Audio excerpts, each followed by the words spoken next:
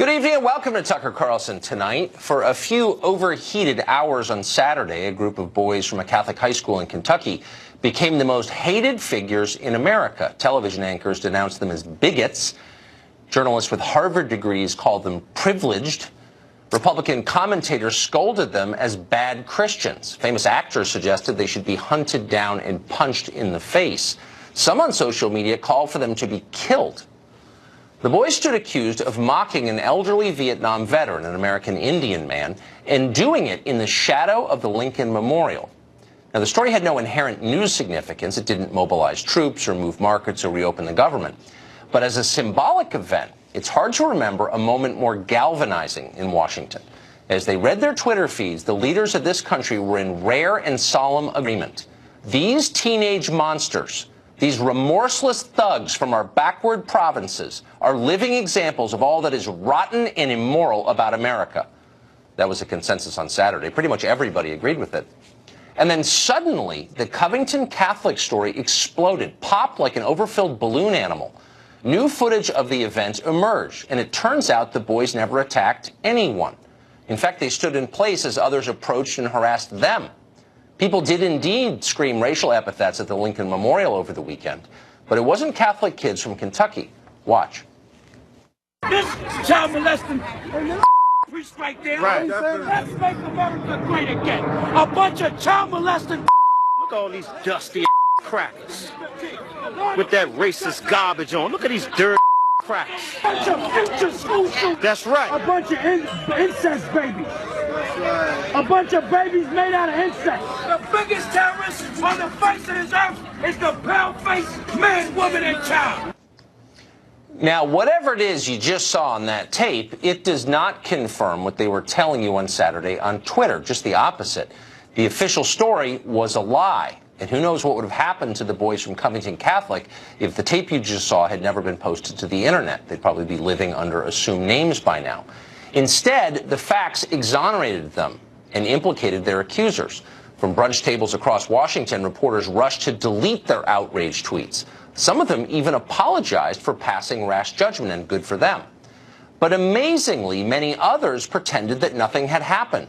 They didn't acknowledge the new tape. They kept up their original attacks. Being woke means never having to say you're sorry.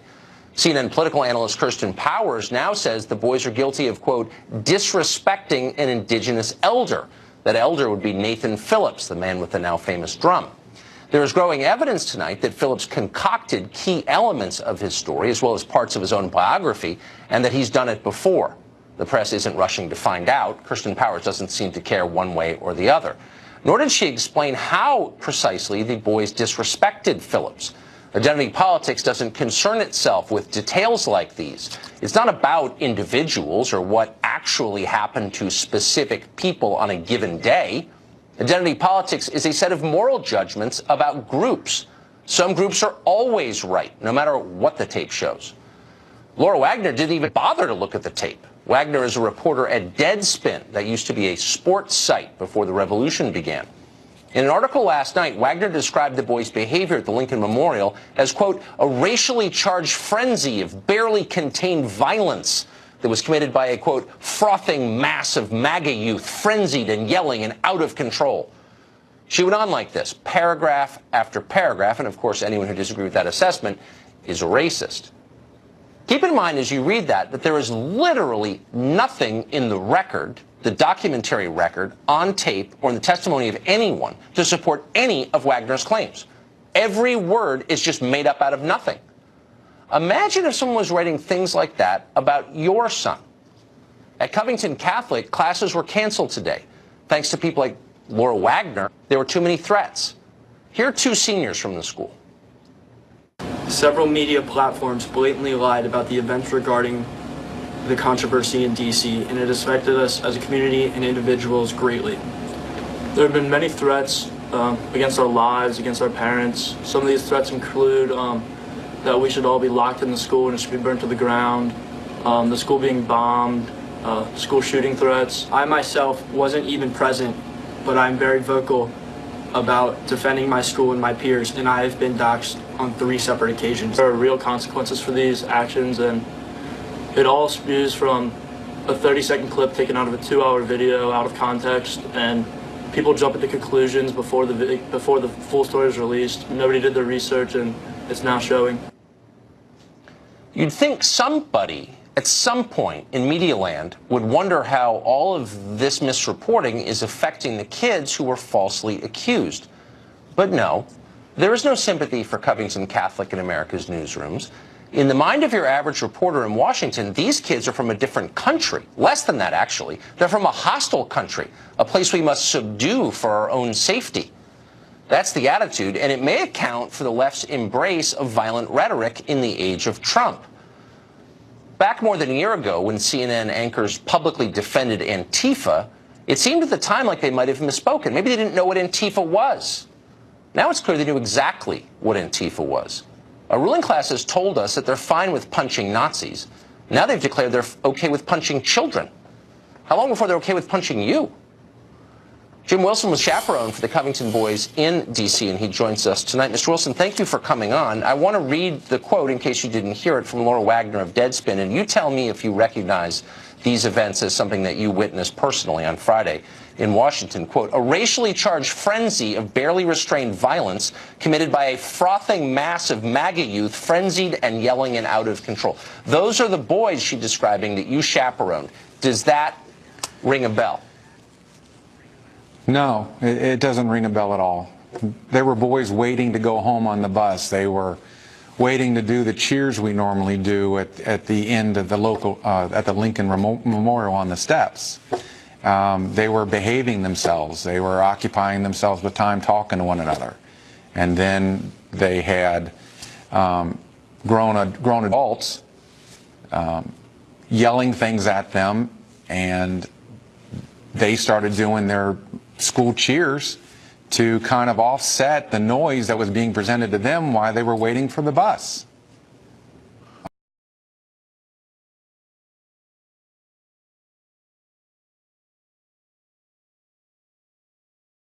Frenzied and yelling and out of control. Those are the boys she's describing that you chaperoned. Does that ring a bell? No, it doesn't ring a bell at all. They were boys waiting to go home on the bus. They were waiting to do the cheers we normally do at the end of the local, at the Lincoln Memorial on the steps. They were behaving themselves. They were occupying themselves with time talking to one another. And then they had grown adults yelling things at them, and they started doing their school cheers to kind of offset the noise that was being presented to them while they were waiting for the bus. Were the school cheers racial epithets? Or like, what were the school cheers? No, they just, they go CCH. I mean, I don't have them memorized, but right. they go through where they do a wave while they're sitting, and they'll do different types of cheers. There's one cheer where in the film you see it, the boy comes down and he takes off his shirt, and they flex their muscles and they scream loud. That's a cheer that you'll see on the football field or in the gymnasium that they do. It was more of a defensive mechanism than it was some sort of attack. Why do you think people who weren't there are mischaracterizing what happened there? Good question. I think it was because of the poor judgment of whoever took that story and ran with it, and then it just fed on people's worst expectations. And that's why myself, my wife, community people there, Rodney, Rick, Joe, we all got involved and started pushing back on social media, and we tried to find, see if anybody had tape of this that we could put on the internet to combat what was going on. These are young men who are about to launch into adulthood, go to college, get jobs, start families. What effect do you think this will have on them as they do that? Well, Tucker, I think it's going to be a learning experience for them. I think they're going to grow from this. I mean, right now we're all hurting. We don't like what has happened to our sons, to the boys that we've watched grow up, be attacked like this. The character of these boys, I know they're going to get through this and be good men, but they're going to learn from this. What kind of, we played tape of 2 seniors from Covington Catholic saying they had received threats. Are you aware of threats? Yes. Yeah, there were, apparently somebody went through a directory and people in the community that just had last names similar to the families were getting calls with death threats. And they didn't have boys going to that school. Is there any recourse, do you think, for these families? I mean, someone like Laura Wagner, who has a platform, makes false and defamatory charges against children. Is there any way to clear their names and to punish someone who would do that to kids? I'm not an attorney, but it's slander. It's an attack. It's using one's power to a point where it causes damage. Yes. Final question to you, how are the boys holding up? The school's slogan is a spirit that will not die, and they're embracing that. Done. What a senseless event. Jim, thank you very much. Appreciate it. Thank you. Matt Bevin is the governor of the Commonwealth of Kentucky, and he joins us tonight. Governor, thank you very much for coming on. You haven't reacted very much to this. I know you've been watching it carefully. What's your assessment of what happened on Friday? I was assuming that I could not weigh into the drama, but there had been so much effort to get my response that today I did put out a series of 3 tweets back to back to back, giving my thoughts. And my assessment is this. The level of bigotry that was evident throughout this came from one side entirely, and it was twofold. It came in the moments prior to the little snippet that sent people into a tizzy, when there was true racial bigotry shown by people that were with the fellow drumming when they told people to go back to Europe, that this wasn't their country, and also preceding even that, as people were yelling some incredibly vile and racist things at these teenage students. None of that was covered. That was the only true racism and bigotry that was evident on that day. Since that time, there's been an incredible amount of bigotry shown by the media. The people who took this and ran with this, who did not verify anything, the people who made assumptions about these kids because of their color, because of their gender, because of their faith, because of where they lived, because of the hat that they were wearing. People didn't bother to do the basic checking of facts that anybody who's worth their salt in the media should have and would have done, because this fit the narrative and the stereotype and the bigotry that they wanted so desperately to be able to run with. And I find it offensive that people have insulted these students as they did. Could they have themselves, in every instance, perhaps behaved more gentlemanly? Probably so. But as somebody who has a 20-year-old and 6 teenagers to boot, I can tell you teenagers sometimes act silly and goofy and irresponsible, but these children acted far more responsible during the course of that 20-minute interaction or so than any of the adults that were involved. Do you think that the reaction from the media, the analysis, would have been different if these kids had been from West Hollywood or Cambridge, Mass, in Washington for a pro-choice march? Do you think they would have had the same treatment? Without a doubt. I guarantee you, if somebody had been, and this idea that they instigated this by wearing something that has political overtones, give me a break. How many times did people wear Hope T-shirts with the emblazed image of our previous president without having to be blamed for inciting violence by doing so? They were exercising their free speech. They had every right to do so. And in fact, they weren't even speaking in large measure during the course of this. Simply wearing a slogan that has been associated with something political should not be attacked and vilified. They have done such harm to these kids. It reminded me of so many things, such as have occurred at UVA and at Duke, and Right. even with Richard Jewell in Atlanta years ago, where the media rushes to judgment.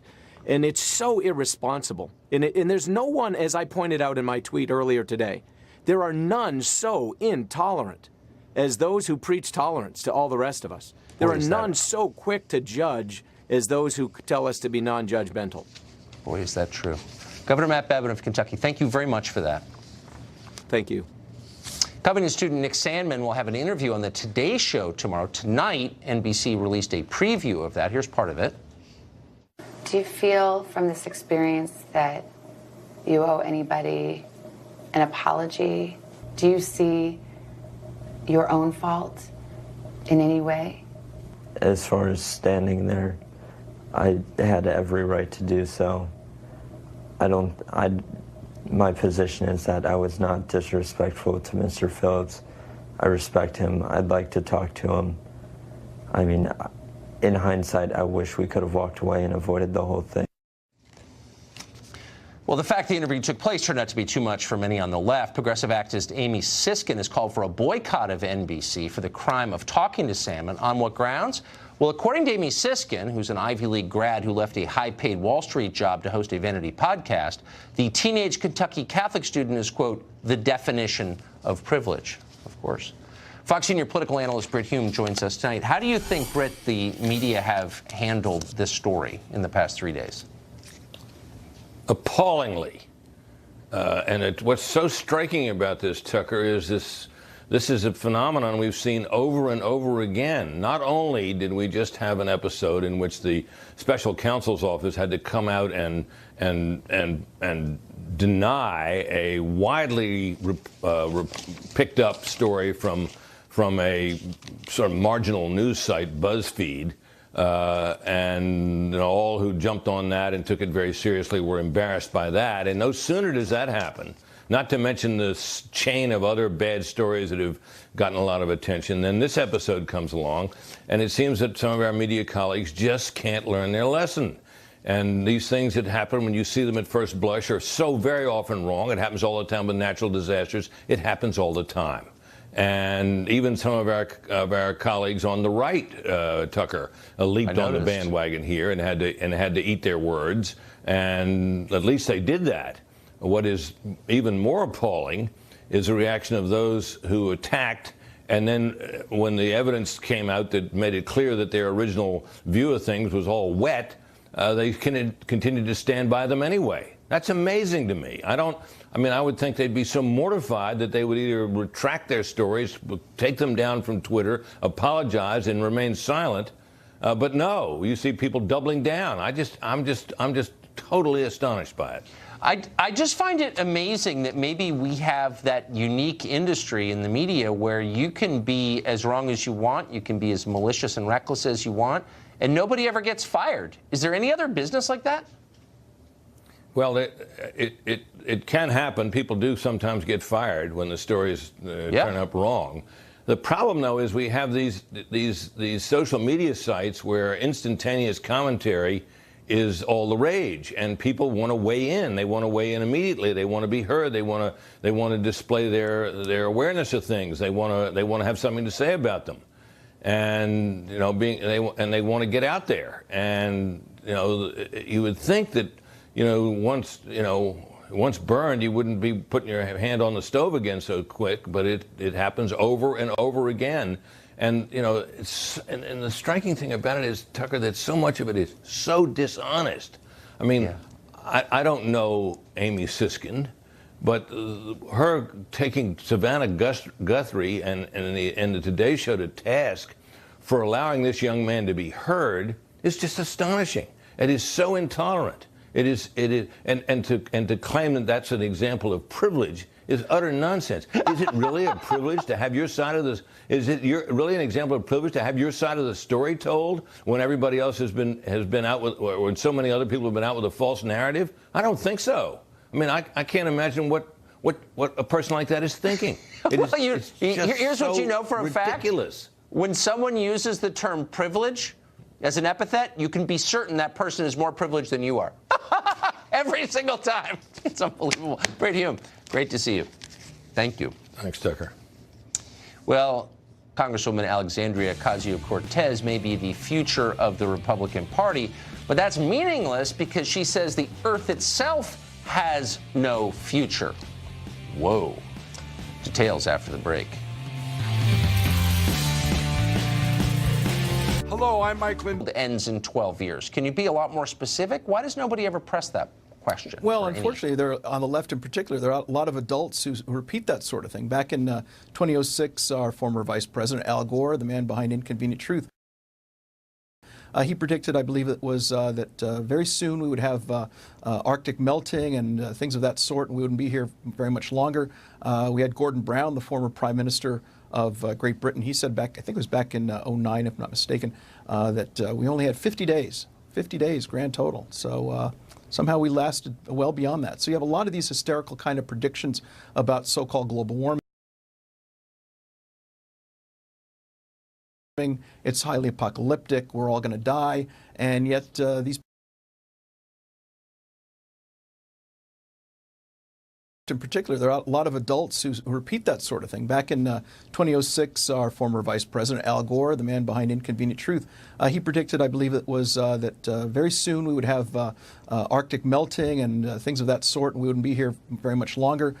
We had Gordon Brown, the former Prime Minister of Great Britain. He said back, I think it was back in '09, if not mistaken, that we only had 50 days grand total. So somehow we lasted well beyond that. So you have a lot of these hysterical kind of predictions about so-called global warming. It's highly apocalyptic. We're all going to die. And yet these people are not called to account when, in fact, the ice caps don't melt. We're all still here. This studio is not flooding with water. I'm checking. I don't see any water on the floor. And I think, yeah, I think we're okay. Hopefully things are nice and dry where you are, too. But so the only sector of our economy that's really grown recently is the energy sector, and that's the very sector that the Green New Deal would eliminate, just flat out eliminate. If you wanted to destroy America, wouldn't you do that first? It'd be a very good way to do it. I mean, we are now exporting oil, which is pretty much the first time in my lifetime I can remember that happening. I think we're now the largest producer of oil and natural gas. This, by the way, is not good if you're Vladimir Putin, where your chief export is oil. And now you've got the so-called Russian agent in the White House boosting oil and gas production, which is not good for the Kremlin, interestingly enough. But yeah, if Ocasio-Cortez got what she wanted, the so-called New Green Deal, or Green New Deal rather, it would put tremendous pressure on those jobs. It would boost oil and gas prices, energy prices, and make a lot of people poorer. And what's sad about this is that this woman has only had 3 weeks experience in Congress. You know, her nickname is AOC, which she changed the name from DNC to AOC because she's pretty much running the Democrat Party. She started pushing Green New Deal, and now they're jumping up and down and saying, yeah, we like the Green New Deal. She's pretty much the tail that's wagging the entire donkey of the Democrat Party. So we're almost at time, but very quick. How terrified and resentful do you think Nancy Pelosi and Schumer and Steny Hoyer and all the sort of the elderly mandarins of the Democratic Party are? How much do they hate AOC, would you say? Probably a whole lot. I mean, this is the first time she's been in office. She's not even 30 years old. There's talk about her being president. She's obviously way too young to run. And yet every time she opens her mouth, she gets tremendous attention. You know, radical ideas like, hey, let's abolish ICE. That was a crazy idea 6 months ago. She came out for it, and now it's a standard plank of the Democrat Party. So she's, as I say, I think she's basically running the Democrat Party right now. Remarkable. She's everything they deserve. That's it. Joy Murdoch, great to see you, Great as to always. See you. Thank you. Thank you. Well, in the wake of the March for Life, Planned Parenthood is hitting new highs in revenues and in the number of abortions it commits and that you get to pay for involuntarily. We've got the new numbers on that after the break. The 2016 election, you may remember, Republicans promised their voters they would defund Planned Parenthood if they were given power. Well, voters gave them power, but the party never delivered. In fact, never really mentioned it again. Whatever happened to that promise? Well, Planned Parenthood is still around and still getting hundreds of millions of taxpayer dollars every year. 2017 was an especially great year for Planned Parenthood by their grotesque measurements. The organization committed 332,000 abortions. That's 11,000 more than the year before. They also took in just under $564 million in tax dollars. That's 20 million more than 2016, in case you're keeping track, and we are. Tammy Bruce is a radio host and president of Independent Women's Voice, and obviously one of our favorite guests. So, Tammy, what I think is interesting about this is not only did the Republicans in Congress not do what they promised to do when they ran, but actually the problem they described got worse. So how did that happen? Yeah, you know, this is what is fascinating to people and why there's been a general revolt, I think, within the Republican Party. They hear promises for years, almost patronizing attitudes, placating the masses on the issues that matter to us. And, you know, it's not even whether or not you're pro-choice or pro-life. This is about the allocation of hundreds of millions of tax dollars. As an example, the LA teachers went on strike because they argue they don't have enough money for enough teachers, for the library, for textbooks, and yet hundreds of millions of dollars in corporate welfare for Planned Parenthood. And I'll give you an example of why it's corporate welfare. In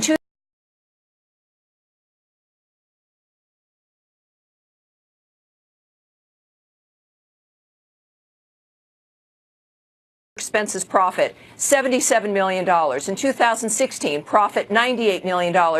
And then in 2017, a whopping $244.8 million profit. Party. They hear promises for years, almost patronizing attitudes, placating the masses on the issues that matter to us. And, you know, it's not even whether or not you're pro-choice or pro-life. This is about the allocation of hundreds of millions of tax dollars. As an example, the LA teachers went on strike because they argue they don't have enough money for enough teachers, for the library, for textbooks, and yet hundreds of millions of dollars in corporate welfare for Planned Parenthood. And I'll give you an example of why it's corporate welfare. In 2015, a revenue over expenses profit, $77 million. In 2016, profit, $98 million. And then in 2017, a whopping $244.8 million profit of revenue over expenses in the same year that you note that we gave them more taxpayer dollars. So this is about the use of our taxpayer money, but also on an issue where there is not agreement in the United States, where abortions are not something that Americans think. I don't think, for me, this is about keeping Americans, keeping government out of our lives, out of our medical care, right? Right. But at the same time, it's the 21st century, and that the power of saying no is the important dynamic here when it comes to making choices about what informs the future of our lives. And look, so it's across the board. People, women, no matter what your position, should be appalled at this kind of money being used. But then at the same time, you've got a ruling in Texas that has lifted an injunction from the state of Texas where they want to pull back some of the money that the state gives them. And now they're going to be able to do that because of questionable practices in the Planned Parenthood there in Texas. And all women deserve, no matter who is giving you medical care or any other medical health care framework, we deserve to be told the truth about what's happening. We deserve honesty. We deserve companies that actually follow state and federal law. Everyone should want more from every medical provider. And in this particular case, when you're looking at the kind of profit we're dealing with, Planned Parenthood doesn't need federal funds to exist, but they use it to say, well, this is, you know, we need this to exist, and then it becomes a political argument. It becomes their way to get out the vote politically. It's a campaign arm of the Democratic Party. Is the NRA going to get $500 million in taxpayer? You know, we've been trying to book Paul Ryan on this show. I'd be interested to ask, like, what did you do for 2 years? Do you remember the promise that you made? He's busy, I guess. Tammy, thanks so much. It's great to see you. He was busy not repealing or replacing Obamacare. We know that, too. That's true. He had a lot on his plate. A lot, yeah, he was very busy. Pretty good. Thank you, Tucker. Thank you, Tammy. Well, the movement against abortion has some reasons for optimism. Last Friday, the same day as the March for Life, you just heard Tammy mention it, a federal appeals court lifted a lower court's order that blocked Texas from kicking Planned Parenthood off Medicaid. Texas's efforts were prompted by undercover videos showing how Planned Parenthood harvested fetal tissue for profit. That's not creepy or anything.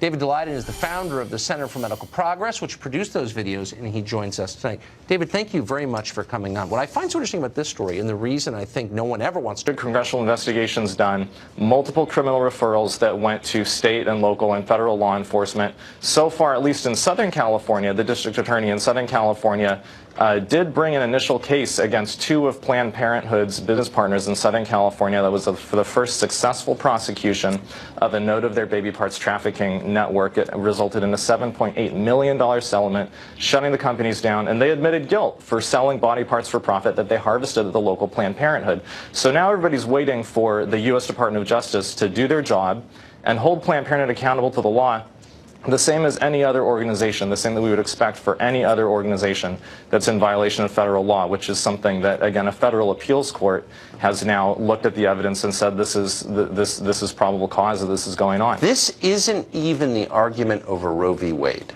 or even over abortion itself. And you would think that Republicans in the Congress, if they actually paid attention, could win this debate, because who's for that? Who could possibly be for that? Yeah, not a lot of people are for it, and certainly the people who are for it don't want to say publicly and don't want to proudly get on your show and say that they're for it. But and by the way, they're welcome. Anyone who's for this, I can barely even describe it. It's so repulsive. But if you're for that, you always have a spot on my show. I'd love to hear why you're for that. David, thank you. Thank you for doing important and deeply unpopular work. California won't save its failing middle class. It will save people from hearing harmful pronouns in the legislature. Pronouns kill. The message from California after the break.